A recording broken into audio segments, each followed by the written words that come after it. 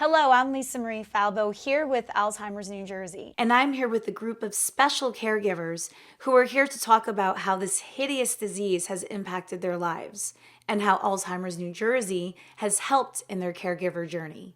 Ginger, thank you so much for coming on. Tell us about your connection with this hideous disease.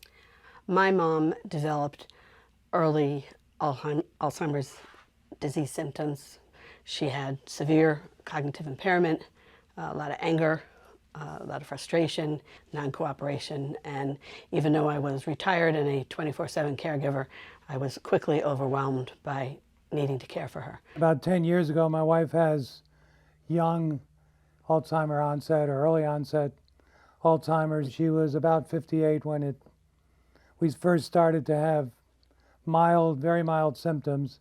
And as it progressed into 2012, 2013, we had some noticeable symptoms that we felt we needed to start with a neurologist, and it went on from there. My mom was living independently up until 2021. She was diagnosed maybe about 3 years ago. She was having some pains, and so we took her to the hospital, and we just noticed then just certain things about her as far as not just being lucid mentally as she was. She's a very sharp woman, and personality changes as well. That's what really got our attention. The biggest change for me is learning a new person that I'm not used to.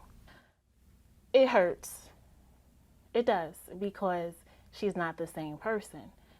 Well, obviously we are here in support of Alzheimer's New Jersey. You turned to them for that information. Talk about your experience in working with them. I was aware of Alzheimer's New Jersey through the consultant we hired. It has been an uplift. It has been an eye-opener, because when you have that community, there's just a sense of support, which is sometimes it's mental support that you need, sometimes it's emotional support, sometimes it's spiritual support. And most of all, I found out that I wasn't alone, because there's a huge, at least for me, there was a huge sense of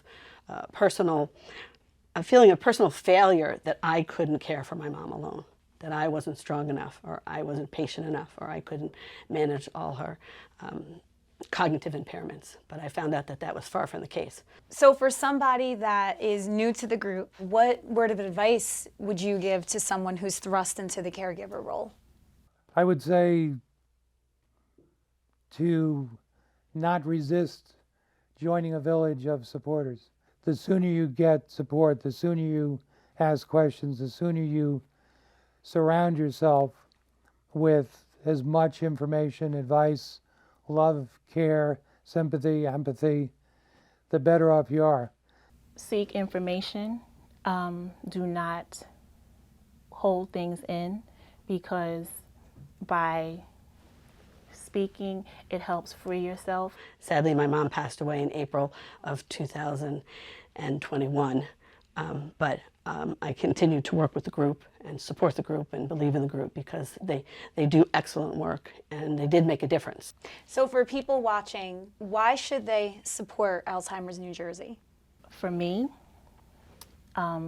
making an impact is important. It's a wonderful nonprofit that reaches out and helps people navigate through, not just emotionally and in a loving way, but all the information that's on the website. I personally feel that my family and I benefited so much from all the resources of Alzheimer's New Jersey. I think the biggest thing is just the concept of quality of life. For more information on Alzheimer's New Jersey and how to donate, please visit alznj.org.